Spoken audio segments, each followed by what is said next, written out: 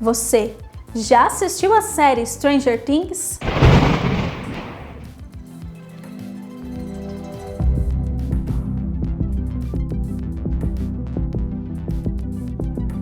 Olá, eu sou a Mariane e hoje você vai descobrir como a série Stranger Things fez tanto sucesso com a nostalgia e como ela mostra o contexto histórico dos anos 80.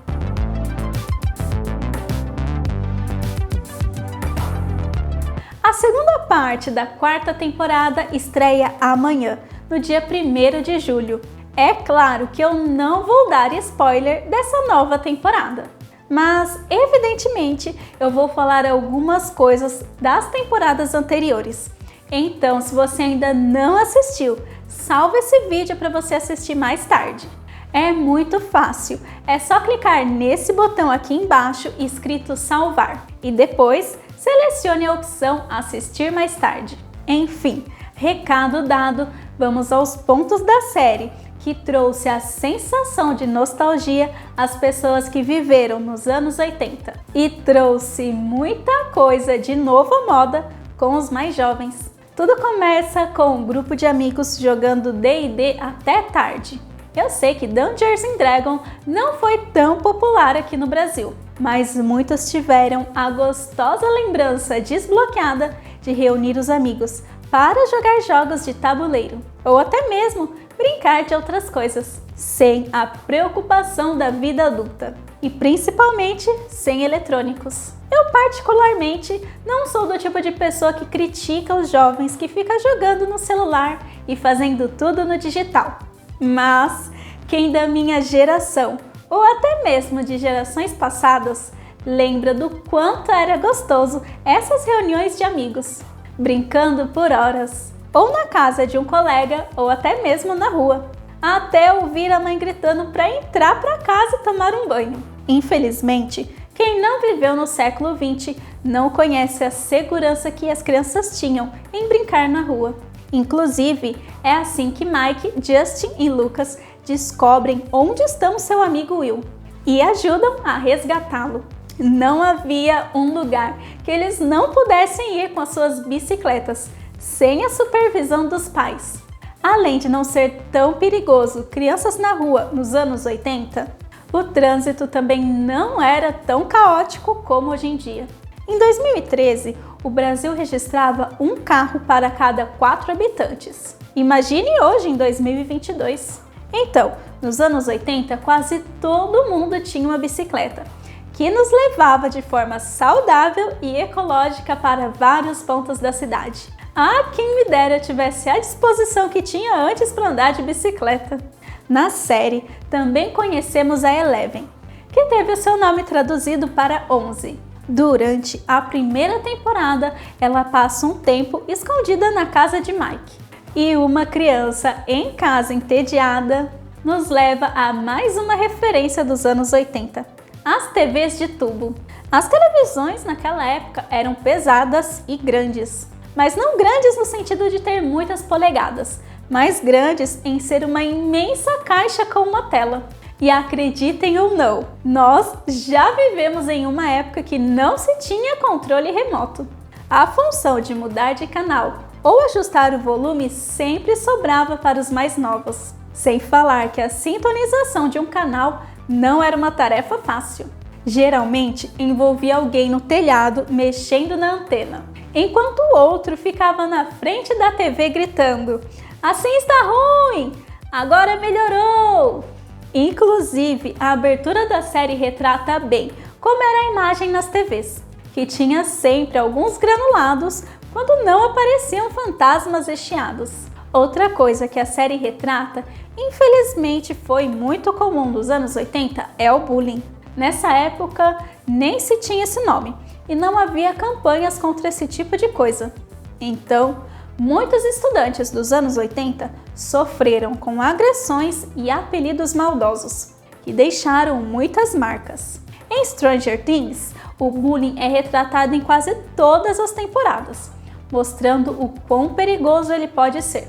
Na primeira temporada, onde alguns valentões ameaçam Justin com uma faca e obrigam Mike a pular de um lugar perigoso. E agora, na quarta temporada, mostrou o quanto a Eleven não suportava mais o bullying e reagiu de forma violenta. Se você é estudante e está sofrendo bullying na escola, procure um adulto de confiança e conte tudo, porque não temos saudade do ambiente tóxico que podia ser as escolas nos anos 80.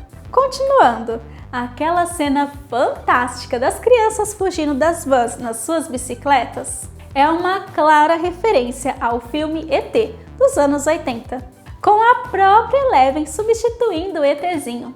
Até as roupas são parecidas, mas ao invés de fazer as bicicletas voarem, ela faz as vans virarem cambalhotas.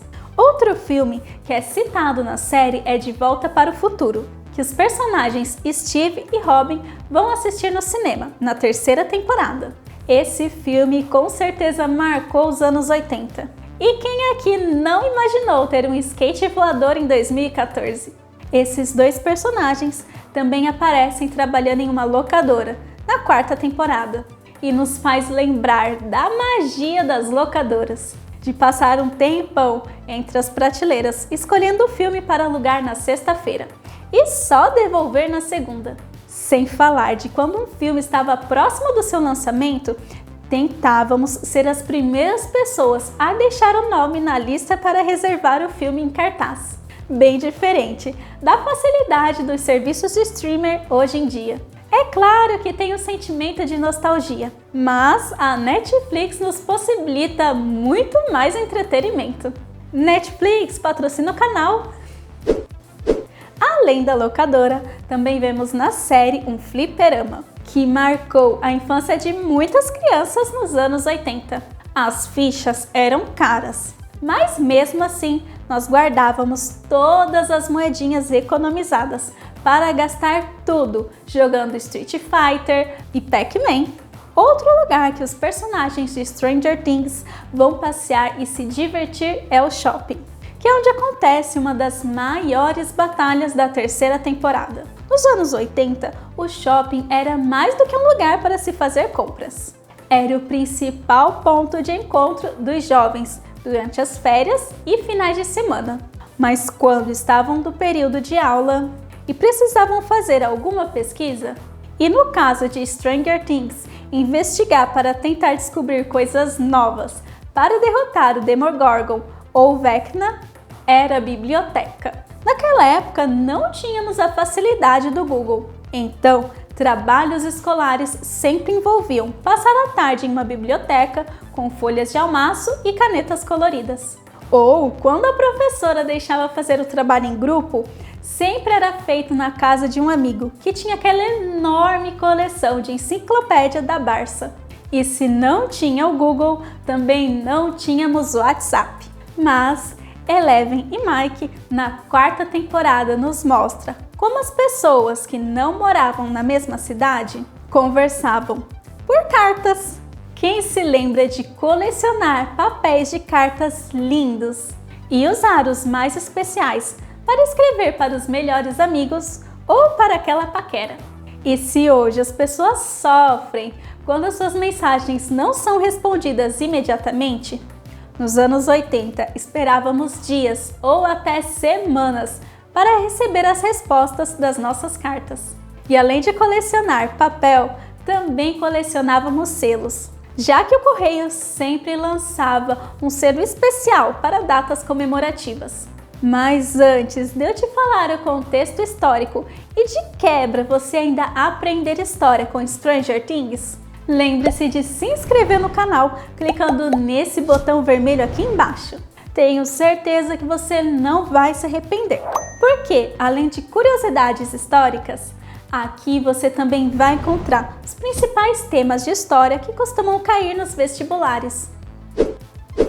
Desde o início, a série fala dos russos e de conspirações, principalmente na terceira e quarta temporada, que mostra de fato um laboratório russo no subterrâneo do shopping e depois eles criando um Demogorgon. Isso porque nos anos 80 estava acontecendo a Guerra Fria, que foi uma guerra sem confronto entre os Estados Unidos e a União Soviética, ou seja, a atual Rússia.